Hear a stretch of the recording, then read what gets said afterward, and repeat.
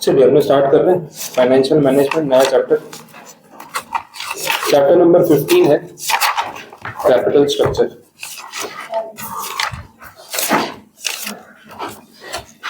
आज थियरी पे पहले फोकस करेंगे, कैलकुलेशन वाले पार्ट पे नहीं जाएंगे, सिर्फ इंट्रोडक्शन लेवल ही रख रहा हूँ। तो कंसेप्ट और थियरी वाला पार्ट जो बैकअप करते हैं।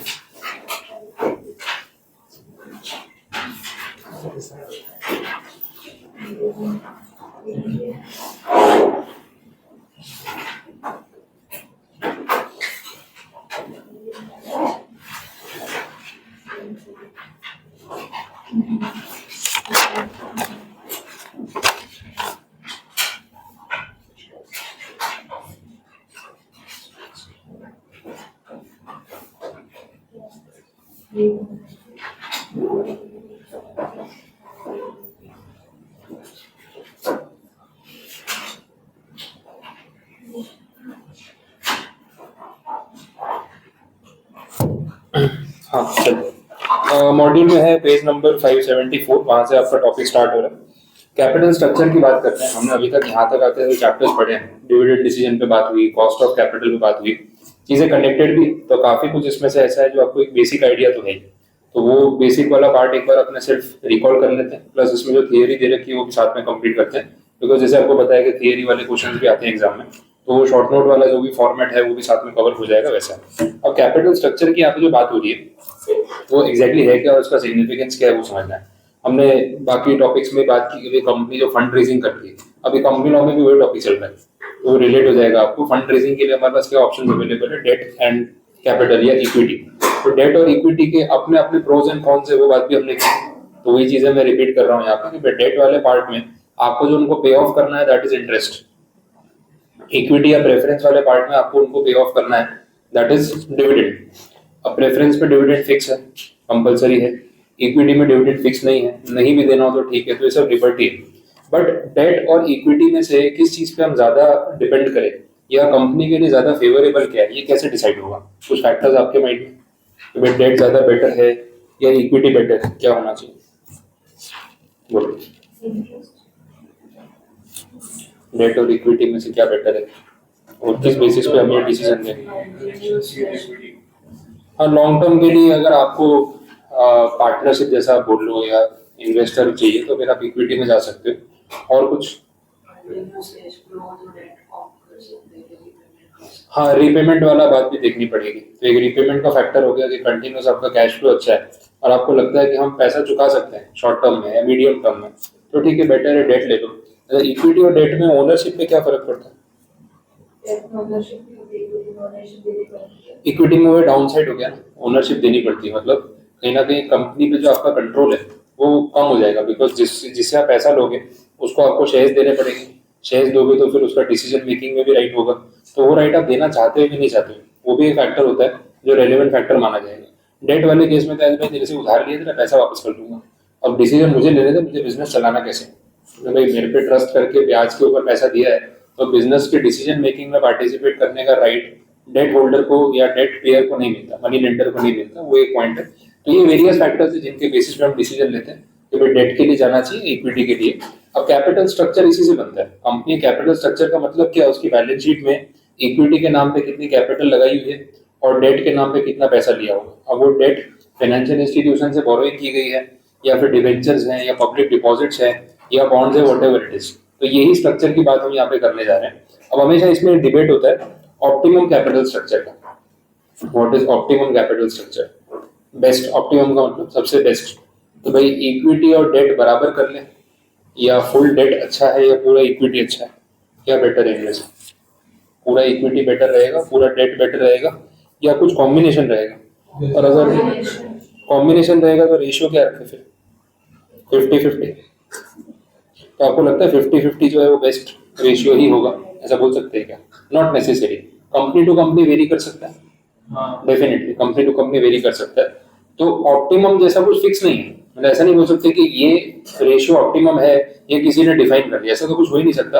ऑप्टिमम स्ट्रक्चर हमारी एंटिटी के लिए हम डिसाइड करेंगे कि हमारी सिचुएशन में बेस्ट क्या है, एंड इट में वेरी। और वो ऑप्टिमम स्ट्रक्चर ढूंढते ढूंढते टाइम लग जाता है, बिकॉज आप शुरू करोगे तो कहीं से तो स्टार्ट करोगे, देन यू विल रियलाइज कि यार इंटरेस्ट ज्यादा जा रहा है, ओनरशिप ज्यादा दे दी, अभी सिचुएशन में इतना ठीक है उतना ठीक है, तो हम बैलेंस आउट करने की कोशिश करते रहते हैं और सी सॉ चलता रहता है, कभी डेट ज्यादा कभी इक्विटी ज्यादा, बैलेंस चलता रहता है।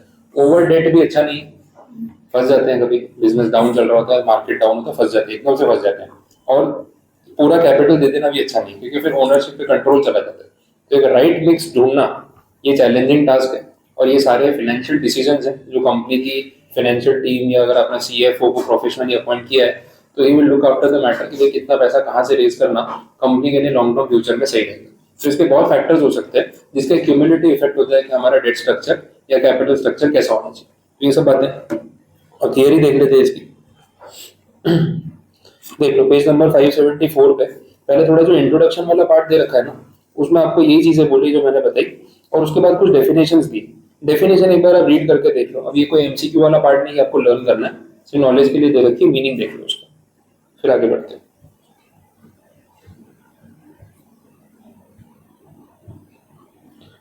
जिन्होंने भी डिफाइन किया उनके नाम वाम कुछ याद नहीं रखना।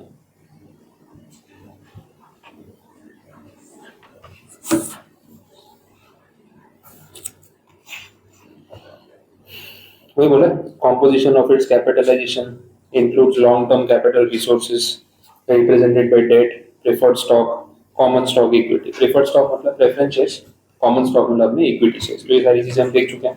अब चलते हैं next type of capital structure पे। स्पेसिफिक आंसर है, देखो 4 पॉइंट्स हैं और एक शॉर्ट नोट बन जाए तो 4 पॉइंट्स उस हिसाब से रहेंगे। ये 4 मार्क्स का क्वेश्चन बन जाएगा, तो सिंपल उसको वैसे ही देखना।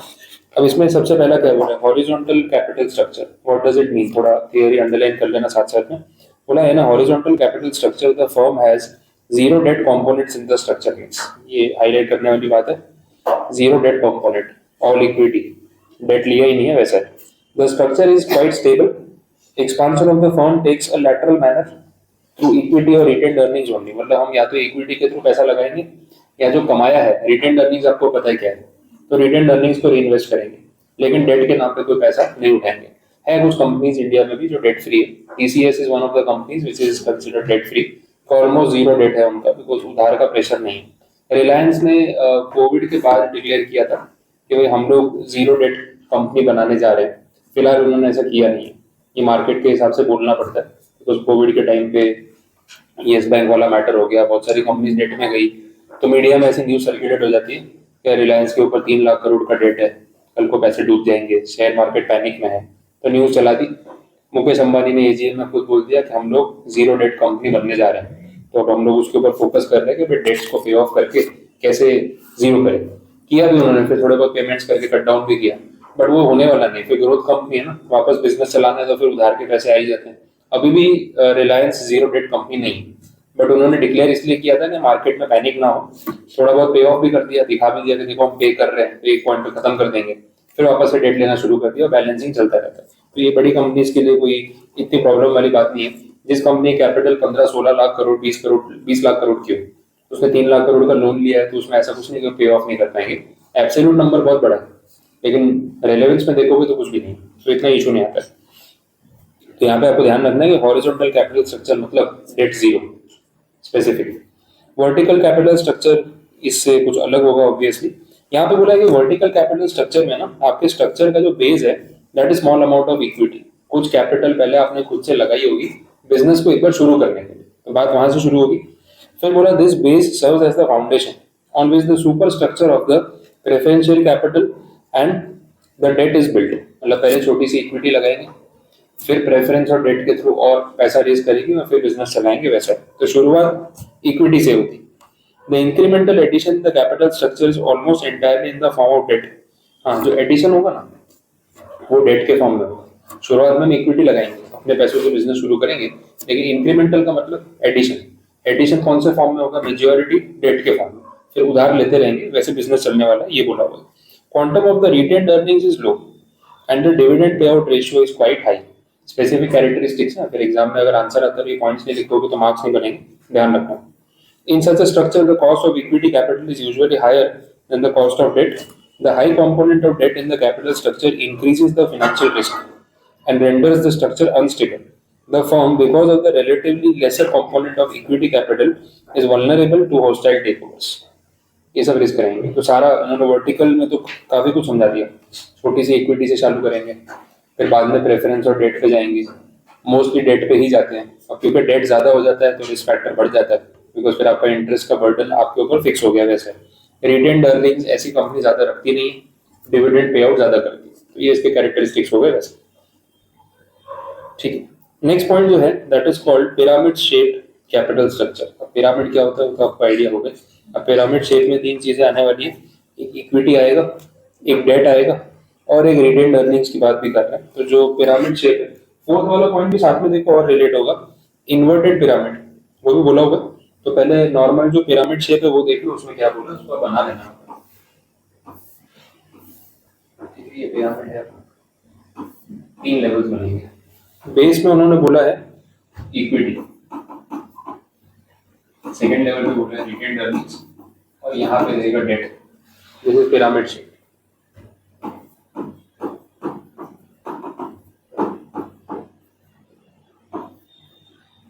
अब इससे आपको समझ आ जाएगा डेट ज्यादा है इक्विटी ज्यादा है, क्या सिनारियो पता चल गया। डेट कम है ना, बेस फाउंडेशन में इक्विटी ज्यादा लगाइए, जो पैसा बचता है उसको भी यूज करते हैं, री इन्वेस्ट करते हैं, थोड़ा बहुत जरूरत पड़ती है डेट ले लेते हैं। तो ज्यादा डिपेंडेंस डेट पे नहीं है, ज्यादा जो स्टेबिलिटी या फाउंडेशन है वो इक्विटी पे और रिटेन्ड अर्निंग्स पे। तो यहाँ थोड़ा सा वो फाइनेंशियल रिस्क आपका जो है ना वो कम रहेगा। ठीक है, थियरी आपको देखनी, अंदर तो सेम ही बात लिखी है, कुछ नया नहीं बोला इसमें। जो इन्वर्टेड पिरामिड वाला है ना इसको,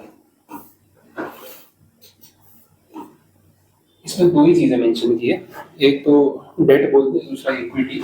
इक्विटी यहाँ पे रखा है, डेट यहाँ पे रखा है, ये इन्वर्टेड पिरामिड है।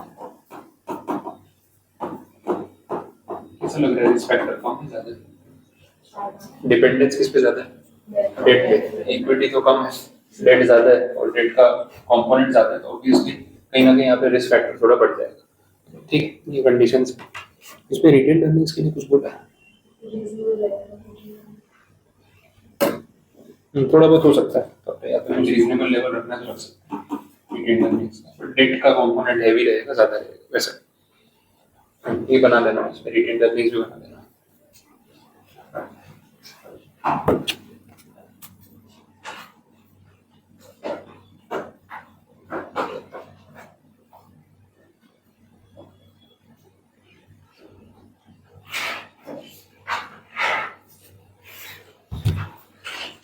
चलो आगे बढ़ते हैं। नेक्स्ट अगला आंसर भी वैसे थियरी आंसर है proper. Significance of capital structure. Significance का मतलब होता है इंपॉर्टेंस। ठीक है, तो इंपॉर्टेंस क्या है कैपिटल स्ट्रक्चर की? सबसे पहला पॉइंट बोला, it reflects the firms strategy. Firm क्या सोचती है, क्या प्लानिंग करती है, कैसे आगे बढ़ना चाहती है, वो स्ट्रेटजी जो है ना वो आपको उसके कैपिटल स्ट्रक्चर से क्लियर दिखेगी। अब फॉर इंस्टेंस अदानी, अलग अलग कंपनी के एग्जांपल लूंगा तो बात समझ आएगी। अदानी वालों की बात करें तो अदानी पे बहुत डेट है, अदानी के ऊपर भी 3-3.5 लाख करोड़ 4 लाख करोड़ से ऊपर का डेट है। Adani is a risky company. As an investor अगर आप इवैल्यूएशन कर रहे हो तो Adani is highly risky. Reason being कि उनका बिजनेस मॉडल वैसा है, एंड उनके लिए चॉइस नहीं है, वो बिना उधार के पैसों का काम कर नहीं पाएंगे, बिकॉज हर बिजनेस उनका है कैपिटल इंटेंसिव। आप काम ही देख लो, पोर्ट संभाल रहे हैं, पोर्ट बना रहे हैं, हाईवे बना रहे हैं, इंफ्रास्ट्रक्चर क्रिएट कर रहे हैं, रेसिडेंशियल कमर्शियल कॉम्प्लेक्सेस बना रहे हैं, ये सब हाईली कैपिटल इंटेंसिव बिजनेस है। कोल माइनिंग का काम है, गैस एक्सट्रैक्शन का काम है, पावर जनरेशन का काम है, ये सब खर्चा किए बिना नहीं हो सकता। तो अगर आप बिजनेस में इतना खर्चा कर रहे हो तो उसके लिए आपको फंडिंग चाहिए। तो फंडिंग सारा इक्विटी अपनी जेब से कितना लगाओगे? तो कहीं ना कहीं आपको पब्लिक से पैसा लेना ही पड़ेगा, बैंक से पैसा लेना पड़ेगा। और ये कैसा है ना, इस बिजनेस को फ्यूल करते रहने के लिए रेगुलर पैसा डालते रहना जरूरी है। तो ऐसी कंपनीज कैपिटल इन्वेस्टमेंट बहुत ज्यादा मांगती, लार्ज नंबर इन्वेस्ट करते करते, बिजनेस सेटअप करते करते टाइम बहुत लगता है। पोर्ट बनाने का काम कोई 2 दिन में तो होगा नहीं, हाईवे बनाने का काम 6 महीने में तो होगा नहीं, पूरा हाईवे डेवलप करने में तो आपको कितने साल लगेंगे? हाईवे डूबने में 2 मिनट लगेगी। हाँ, एक बारिश आएगी तो हाईवे डूब जाएगा, वो बात अलग है। बनाने में 2-2 साल लगते हैं, लेकिन एक बारिश आती है उसके अंदर जो गड्ढा हो जाता है। अभी देख रहे हो हर जगह वीडियो आ रहा है, पूरे इंडिया में जितनी जगह हाईवेज बनाए, नए नए महाराष्ट्र में बनाए, वो समृद्धि मार्ग, मतलब समृद्धि मार्ग की तो जल समाधि हो गई पहले, पूरा रोड ही डूबा हुआ है। ठीक है, पूरा पूरा पानी, जैसे पानी जा रहा है, गाड़ी जानी चाहिए ना, हाईवे पूरा पानी जा रहा है। और इतनी जगह रोड खराब हो गई, यूपी में हाईवे बनाया उसमें खड्डे हो गए, वो अलग बात है, वो जल्दी हो जाता है। लेकिन बनाने में टाइम लगता है। अब ऐसे इंफ्रास्ट्रक्चर प्रोजेक्ट्स, एक तो बहुत सारा पैसा चाहिए, ऊपर से काम होने में टाइम लगता है, उससे जो रिटर्न जनरेट होगा, profit, it will take some years, कुछ साल के बाद प्रॉफिट दिखेगा, तब तक के लिए सस्टेन करना है, तो उसके लिए बड़ा पैसा चाहिए। तो ऐसी कंपनीज हैवी डेट के बिना काम नहीं कर सकती, तो उनका बिजनेस मॉडल वैसा है। तो आपको वो चीज समझनी पड़ेगी, उनकी स्ट्रेटेजी क्या है और बिजनेस कैसे कर रहे हैं। और भी कंपनीज है, इंडियन ऑयल कॉर्पोरेशन है, सरकारी कंपनी, स्टेबल कंपनी, जितने पेट्रोल पंप बनाने थे उतने बना दिए, अब एक्सपांशन का कोई मूड नहीं है, उधार लेके क्या करेंगे, प्रॉफिट अच्छा आ रहा है, डिविडेंड बांट दो, तो उनके स्ट्रक्चर में आपको डेट कम दिखेगा, they don't need that debt, क्योंकि एक्सपांशन करने का कोई प्लानिंग नहीं। अभी तो बीच में आ रहा था अदानी और अंबानी का भी टाई हो गया। हाँ देखो, वो देखो ऐसे राइवल कॉम्पिटिटर ये वो सब मीडिया बना देता है, उन लोग के लिए प्योरली बिजनेस है। भाई मेरे पेट्रोल पंप है, आपको वहाँ सीएनजी बेचना है, बेचो, क्या फर्क पड़ रहा है, मेरे को भी कमीशन मिल जाएगा, फ्री में तो अलाउ करूंगा नहीं, सीधी बात है। तो अपना मार्जिन सेट हो रहा है तो क्या फर्क पड़ रहा है। तो ऐसा तो कोई राइवलरी थोड़ी कि हम साथ में काम नहीं कर सकते, क्या फर्क पड़ रहा है। तो एक दूसरे के रिसोर्सेज यूज करना, राइवलरी के चक्कर में मैं भाई इसके बाजू में रिलायंस के पेट्रोल पंप के बाजू में ना अपना अदानी का पेट्रोल पंप गैस स्टेशन लगाऊंगा।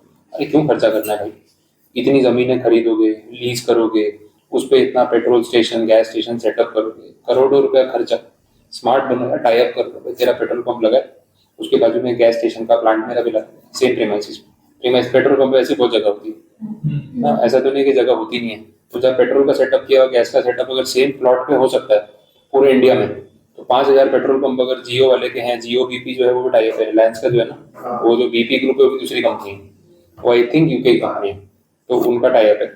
अब उसमें अदानी वाला भी आ गया, तो रिसोर्सेज अगर शेयर कर लेंगे तभी तो कॉस्ट बचेगा। और आज जितना इनकी बैलेंस शीट पे प्रेशर है, और प्रेशर कम करने का स्मार्ट तरीका है, ऐसी बड़ी कंपनी अपना कॉस्टिंग बचाती है, होना भी चाहिए। आईओसीएल ये कर रही है, टाटा ने भी किया, टाटा ने जितने पेट्रोल पंप है उन पे ही बात कर ली, क्या तुम्हारे इंडियन ऑयल के पेट्रोल पंप है इंडिया में कितने, 16,500 पेट्रोल पंप है आईओसीएल के। अब ये पेट्रोल पंप पे अगर चार्जिंग स्टेशन लगा दे तो क्या प्रॉब्लम है, साइड पे कोने में लगा कार चार्जिंग वाला भी। तो इंडियन ऑयल के साथ टाटा वालों ने टाइप कर लिया कि आपके जहाँ जहाँ पेट्रोल स्टेशन हैं वहीं पे हम उसी सेम इंफ्रास्ट्रक्चर में अपने चार्जिंग स्टेशन लगा देंगे, जो रेवेन्यू शेयरिंग करना है, रेंट लेना है ले लेना। तो पूरा सेटअप करने से तो बेटर है कि उसी प्रीमाइसिस में काम हो जाए। तो ऐसे कोलैबोरेशन जो है वो काम आते हैं। ठीक है, उसके बाद it is an indicator of the risk profile of the firm. हाँ, एक कंपनी कितना रिस्क लेना चाहती है और कितना नहीं, वो उसके कैपिटल स्ट्रक्चर से दिखेगा। Heavy debt company, that means वो लोग रिस्क ले रहे हैं, मे बी उनको कॉन्फिडेंस है कि हम डूबेंगे नहीं, और डूब भी गए तब तक अपनी सैलरी तो आ गई होगी। बहुत सारे फाउंडर्स का ये भी अप्रोच होता है कि मैं तो कंपनी का सीईओ हूँ, मैं तो हर साल सैलरी लेता हूँ, अपनी सैलरी है 5 करोड़ 10 करोड़ साल की, 4-5 साल भी अगर कंपनी खींच ली उधार के पैसों से, अपने 50 करोड़ हो गए, कंपनी डूब गई तो ठीक है, धीरे धीरे डूब जाएगी, अपना तो पैसा बन गया ना। बहुत सारे फाउंडर ये करते हैं, पैसा लो और निकल जाओ, क्या फर्क पड़ रहा है, बाद में कंपनी डूबे। हाँ ये है, ब्रांड वैल्यू खराब होती आती है कि आपने कंपनी डुबाई है, पब्लिक को ना समझना है, लेकिन फील्ड वालों को समझ आती है, जानबूझ के कर रहा है, उसको पता है बिजनेस चलने वाला नहीं, अपना पैसा अंदर कर रहा है, बाद में कंपनी डूब जाए दूसरी कंपनी में चला जाएगा, क्या फर्क पड़ता है, यहाँ का सीईओ वहां बन जाएगा। तो जहाँ बनेगा ना वहां का इन्वेस्टर डरेगा कि पहले डुबा के आया है, अपनी सैलरी लेके निकल जाता है, तो नाम भी खराब होता है। ऐसा भी नहीं है कि बहुत इजीली ये चीज होती, बट कहीं ना कहीं इंडिकेटर है कंपनी की रिस्क प्रोफाइल का। नेक्स्ट तीसरा बोला है tax management. Tax management tool, simple बोलो केडी वाला फॉर्मूला, टैक्स बचाने में इंटरेस्ट कॉस्ट काम आता है, तो पैसा पड़ा भी मतलब इक्विटी पार्ट के क्यों कंट्रोल दे रहे हो, इससे बेटर है इंटरेस्ट पे पैसा उठाओ, टैक्स बचाओ। आपका इंटरेस्ट तो नेट ऑफ टैक्स ही लगने वाला है। अगर आपको 10% पे बैंक कोट कर रही है तो कंपनी का नेट कॉस्ट तो 7% ही है, 7% पे पैसा मिल रहा है तो सस्ता है, कोई प्रॉब्लम नहीं है, आप ये कर सकते हो। ये कंडीशन बताई। नेक्स्ट क्या बोला, it helps to brighten the image of the firm. ठीक है, इसमें ब्राइटन वाली क्या बात है, किस सेंस में बोल रहा देखा।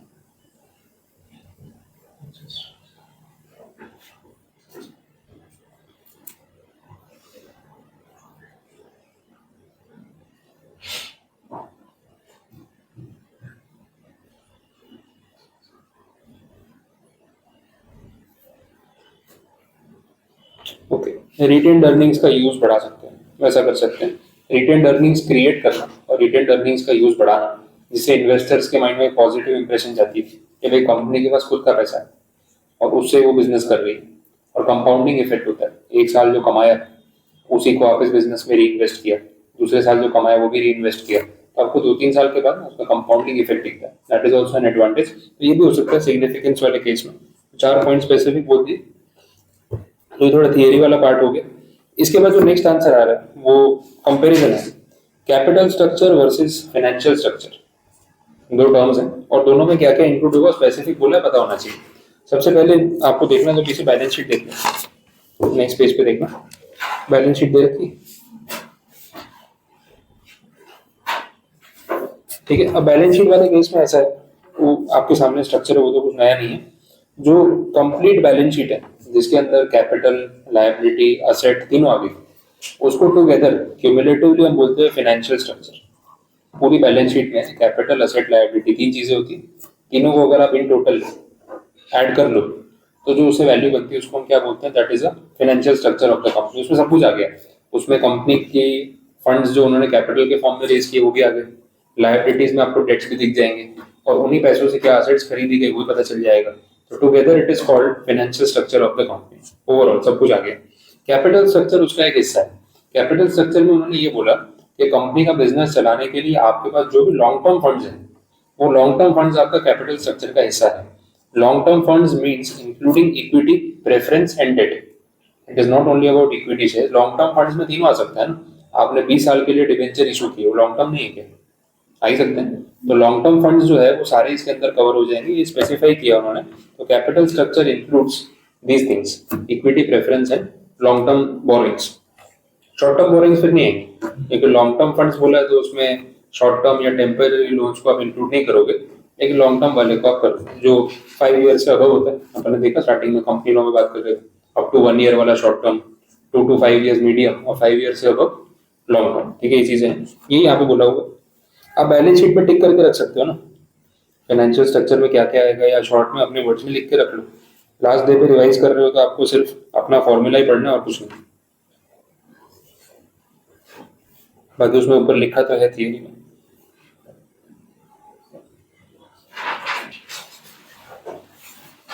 बोलो, डिफरेंस समझ आ गया, क्लियर? आगे बढ़ रहे हैं नेक्स्ट। प्लानिंग एंड डिजाइनिंग वाला जो आंसर है कैपिटल स्ट्रक्चर का, वो तो सब्जेक्टिव हो गया। आपके बिजनेस की रिक्वायरमेंट, रिस्क प्रोफाइल, इन्वेस्टर्स की एक्सपेक्टेशन, आप कितना रिटर्न जनरेट कर पाओगे, कैश फ्लो कितना रहेगा, ये सब फैक्टर्स देखने पड़ेंगे, उस बेसिस पे बनाया गया आंसर है। इसके बाद का आंसर है, बोला एक वेल प्लान्ड कैपिटल स्ट्रक्चर कैसा होता है, थियरी में क्वेश्चन बन सकता है। Attributes of a well planned capital structure कैसा होना चाहिए। फर्स्ट, रिटर्न्स जनरेट करने की बात होती है कि भाई जितना ज्यादा आप रिटर्न जनरेट कर सको अपने इन्वेस्टर्स के लिए उतना अच्छा स्ट्रक्चर माना जाएगा। रिस्क कैसा होना चाहिए, हाई, मीडियम, लो। मीडियम भी ठीक है, चलेगा, ठीक है, एकदम लो रिस्क भी नहीं हो पाएगा।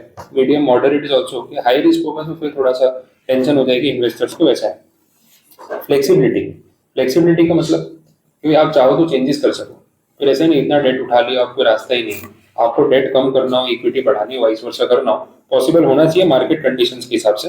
बड़ी कंपनी से करती रहती है, कभी डिबेंचर इशू कर लिए, कभी रिडीम कर लिए, कभी एफपीओ निकाल दिया, चलता रहता है, मार्केट के हिसाब से चलना पड़ता है। कैपेसिटी, ये तो फिर हो गया ना, कंपनी की जितनी कैपेसिटी है पैसा चुकाने की, तो उधार उतना ही लेना चाहिए जितना आप रिटर्न कर सको।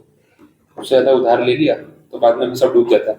तो दिख रहा है कि कंपनी की फाइनेंशियल कैपेसिटी उतनी स्ट्रांग नहीं है, जितने लोग लोन लेके बैठे हैं, तो कभी भी पंगा हो जाए। मार्केट अच्छा चल रहा है, सब सही है, थोड़ा मार्केट ऊपर नीचे हो तो जाएंगे लोग, तो वैसा काम नहीं करना चाहिए, वो अच्छा कैपिटल स्ट्रक्चर नहीं माना जाएगा। और कंट्रोल, कंट्रोल वही है, कंपनी के बिजनेस के ऊपर आपका कितना कंट्रोल है। ज्यादा इक्विटी दे दी तो कंट्रोल चला जाएगा, बैलेंस करना, ठीक है। तो it is always a balancing act, उसको फिक्स नहीं कर सकते। डिजाइनिंग वाला आंसर रिपीट है ऑलमोस्ट। कैपिटल स्ट्रक्चर डिजाइन कैसे करना है, फंक्शनल होना चाहिए, फ्लेक्सिबल होना चाहिए, गाइडलाइंस के हिसाब से होना चाहिए, तो वो बातें हम जानते हैं। नेक्स्ट आंसर भी ऐसे ही जो आपको बना के लिखना है। ऑप्टिमल कैपिटल स्ट्रक्चर जनरलाइज नहीं हो सकता, कि मतलब फिक्स नहीं हो सकता, जनरल रहेगा, मतलब या सब्जेक्टिव रहेगा कि हर कंपनी के लिए ऑप्टिमल स्ट्रक्चर की डेफिनेशन अलग हो। तो इस आंसर को एक बार आपको रीड करना है तो टिक करके रख लो, थियरी के फॉर्म में पढ़ सकते हो, क्योंकि बना के लिखना पड़ेगा, ठीक है। नेक्स्ट अगला आंसर जो है that is also a short note, it is factors influencing the capital structure. इसमें कुछ रेशियोज आएंगे तो थोड़ा टेक्निकली उसको समझना, और थियरी वाइज मेरे हिसाब से लास्ट आंसर है। तो उसके बाद जो प्रैक्टिकल वाला पार्ट आएगा उसको अपन कभी देखने वाले, तो ये लास्ट आंसर है। तो उस एक्साइटमेंट में अच्छे से पढ़ लेना, छुट्टी मिल जाएगी इसमें। हाँ, थोड़ी उबासियाँ कम आएंगी। चल हाँ, factors influencing the capital structure. First point cash flow position, आपने बोला ना, तो कैश फ्लो कैसा रहेगा उस हिसाब से हम डिसाइड कर सकते हैं कि कोई कैश फ्लो आने वाला है तो डेट ले लो, फटाफट चुका देना, अदरवाइज फिर इक्विटी वाला पार्ट है। सेम पॉइंट हो गया। इंटरेस्ट कवरेज रेशियो, एक्चुअली अपना चैप्टर है आगे रेशियोज का, उसमें अलग अलग टाइप के रेशियोज हम पढ़ने वाले हैं। आपने शायद 11th-12th में चैप्टर पढ़ा भी होगा, उसी में से पॉइंट्स है, तो ये नाम थोड़े बहुत सुने हुए लगेंगे। पहला बोला इंटरेस्ट कवरेज रेशियो, क्या मतलब था, कुछ मीनिंग क्या है? इंटरेस्ट कवरेज रेशियो आपकी कंपनी का जो ऑपरेटिंग प्रॉफिट है जो कमा रहे हो, ईबीआईटी बोल लो, उसमें सर इंटरेस्ट कितनी बार पे ऑफ कर सकते हो, वैसा। तो इंटरेस्ट का अमाउंट है आपका 10 लाख और ईबीआईटी आपने कमाया 15 लाख, तो 1.5 टाइम्स हो गया कि भाई आपकी ऑपरेटिंग इनकम आपके इंटरेस्ट कॉस्ट से 1.5 गुना ज्यादा है, सेफ है। यही अगर 2.5 टाइम्स ज्यादा हो तो और ज्यादा सेफ है कि इंटरेस्ट, मतलब थोड़ा ईबीआईटी कम भी हो गया तो भी इंटरेस्ट तो पे ऑफ करेंगे, दैट वे, ठीक है। तो ये condition interest coverage ratio. Next है डेट सर्विस कवरेज रेशियो। अब ये क्या बोल रहा है, देखो मीनिंग उसके फॉर्मूला से पता चलेगा। This ratio removes the weakness of the interest coverage ratio. This ratio tells us about the cash payments to be made, preference dividend, interest and debt, capital repayment and the amount of cash available. Interest coverage ratio में हमारा focus सिर्फ interest पे out पे, लेकिन बात वहाँ खत्म नहीं होती ना, हमें इंटरेस्ट के साथ साथ डिविडेंड भी तो पे करना होता है, कितनी बार वो डिवेंचर्स रिडीम करने होते हैं तो रीपेमेंट भी तो करना होता है। तो उसको, उस प्रॉब्लम को सॉल्व करने के लिए दूसरा रेशियो काउंट कर रहे हैं, डेट सर्विस कवरेज रेशियो। जितने भी आपके डेट्स हैं उन सबको सर्व करने के लिए आपके पास कितना फंड अवेलेबल है, दैट इज डेट सर्विस। तो इसके अंदर क्या क्या आ गया, ब्रैकेट में बोला ही उन्होंने, प्रेफरेंस डिविडेंड आ गया, इंटरेस्ट आ गया, डेट कैपिटल रीपेमेंट आ गया, डिवेंचर्स अगर मैच्योर हो रहे हैं, रिडीम हो रहे हैं, वो पे ऑफ करना पड़ेगा, वो पॉइंट भी आ गया। तो ये भी एक बेटर रेशियो है। Return on investment ratio, ROI, कितना पैसा लगाया और कितना रिटर्न मिला। कॉस्ट ऑफ डेट आपको पता है, केडी। टैक्स रेट वाला पॉइंट भी आप जानते हो। कॉस्ट ऑफ इक्विटी कैपिटल, केई, वो भी आप जानते हो, ठीक है। फ्लोटेशन कॉस्ट पता है, ठीक है। चलो मजा आ रहा है, चलो कभी तो लग रहा है कि आपको कुछ आता है पहले से। चलो नेक्स्ट, रिस्क कंसिडरेशन में क्या बोला, ऑपरेटिंग रिस्क या बिजनेस रिस्क, ठीक है। और दूसरा है फाइनेंशियल रिस्क। ऑपरेटिंग रिस्क या बिजनेस रिस्क में उन्होंने एग्जांपल्स भी दे रखे हैं कि बिजनेस ऑपरेट करने में जो प्रॉब्लम्स आती है उसको टैकल कर पाएंगे नहीं, उसको फेस कर पाएंगे यानी जो खर्चे आते हैं वो, तो उसके अंदर एग्जांपल्स हैं आपके पास। तो बिल्डिंग का रेंट है, सैलरी पे करनी है, इंश्योरेंसेज है, वो सब रहता है, ऑपरेटिंग खर्चे, तो वो पॉइंट देखना। फाइनेंशियल रिस्क में क्या होगा, वही उधार चुका पाएंगे या नहीं, तो डेट और इक्विटी वाला पार्ट वैसा। फ्लेक्सिबिलिटी बात हो गई पीछे, कंट्रोल वाली बात भी हो गई। रेगुलेटरी फ्रेमवर्क, सरकारी कानून, रुको यार सब कुछ थोड़ी बात होगी, जो बाकी हो तो बताना पड़ेगा। रेगुलेटरी फ्रेमवर्क में अगर आपको कंपनी लॉ में बायबैक वाला पॉइंट याद आ रहा हो तो उसमें हमने कंडीशन देखी थी, debt equity ratio post buyback कितना होना चाहिए, कुछ याद है? 2:1। तो दैट इज रेगुलेटरी फ्रेमवर्क, उसको भी आपको फॉलो करना है। तो पता चला वो वहां लिखा है 2:1, यहाँ आपने कुछ भी चल रहा है, तो ऐसा नहीं होगा ना भाई, जो बोला है फॉलो तो करना पड़ेगा। स्टॉक मार्केट की कंडीशंस, इसका तो कोई भरोसा नहीं, सब सुबह 9:15 बजे पता चलता है। डोनाल्ड ट्रम्प क्या आके बोलते, यू नेवर नो, ठीक है। किसकी सुलह करा दे, किस पे मिसाइल छोड़ दे, कोई फर्क नहीं पड़ता उसमें से। वो वहां पे बोल रहा है सीज फायर हो गया है, सामने से मिसाइल जा रही है, बोले तूने बोला सीज फायर, बोले सुनते नहीं है लोग मेरी, पता नहीं क्या है। उस दिन इराक और वो चल रहा था ना अभी, इसराइल का, तो ईरान का और इसराइल का, तो पहले झगड़ा करवाया खुद ही, तो इसराइल की साइड ले ली, बोले ईरान को खत्म कर देंगे। इसराइल बोले तू मार, जितनी मिसाइल मारनी मार, कम पड़े मेरे से ले जाना। बोले वो कुछ पैसे वो बाद में देख लेंगे, तू लेके तुझे पैसे बाद में दे देना, वो तो मैं ले ही लूंगा, उसका टेंशन नहीं है। ये सब करवा इसलिए रहा हूँ कि मिसाइलें छोड़ेगा तो मेरा सामान बिकेगा।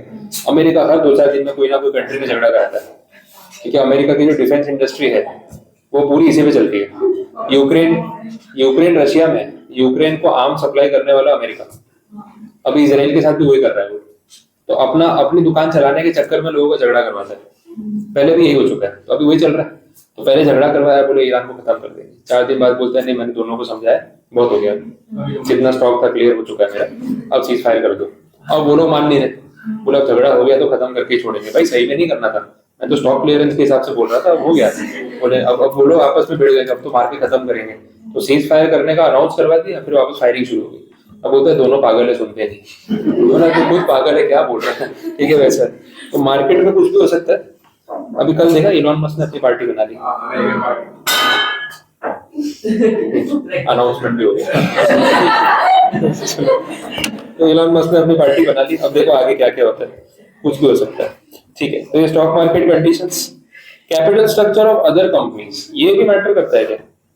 बाजू वाली कंपनी कैपिटल स्ट्रक्चर जाके देख के आओ क्या चल रहा है, और देखो ऐसे स्ट्रक्चर थोड़ी देख के आओ कितनी मशीन लगाई गई, डेट कैपिटल स्ट्रक्चर। दूसरी कंपनी से क्या फर्क पड़ता है अपने? कॉम्पिटिटर कंपनी से फर्क पड़ता है? इन्वेस्टर्स वेरीफाई करते हैं यार इस कंपनी में डेट ज्यादा है, इसमें कम है, ये सेफ है, इसका शेयर खरीदते हैं, होता है ना ऐसा। तो आप सेम इंडस्ट्री में हो, पीयर लेवल पे हो, तो फिर दूसरी कंपनी का डेट कैपिटल स्ट्रक्चर कैसा है आपको थोड़ा देखना पड़ेगा, फिर उस हिसाब से आप अपना स्ट्रक्चर पे डिजाइन कर सकते हो। ये भी एक रेलेवेंट फैक्टर है। फिर आपको ऐसा कॉन्फिडेंस हो नहीं मुझे उसको कोई फर्क नहीं पड़ता, 2-4 साल लगेंगे, लोगों को थोड़ा डर लगेगा, और जब प्रॉफिट कमा के दूंगा ना तो वैल्यू क्रिएट होगी, वो बात अलग है। बट एक one of the relevant factor हो सकता है। अब देखो 14 पॉइंट्स है, 4-5-6 मंथ्स तक का भी आंसर बन जाए तो उस हिसाब से आपको पॉइंट सीखने पड़ेंगे, ध्यान रखना। थियरी आती है भाई, थियरी को लाइटली मत लेना। तो एफएम समझ के सब प्रैक्टिकल करके जाते हैं कि इसी में से आएगा, फिर क्या प्रैक्टिकल में वैसे टेंशन रहती है होगा कि नहीं होगा, फिर थियरी पढ़ के नहीं जाते, आधी थियरी आ जाती है तो पूरे फंस जाते हैं, वो काम नहीं करना चाहिए। मुझे तो कुछ भी चलेगा, जो पढ़ना है जितना पढ़ना है। हाँ तो जो मार्क्स आएंगे उसमें आपको चलेगा तो ठीक है, मुझे कोई फर्क नहीं पड़ रहा है। 40% जैसी थियरी आती है ऑन एन एवरेज, अब उतने में आप पास हो सकते हो तो देख लेना, तो पूरी थियरी सही लिख क्या है।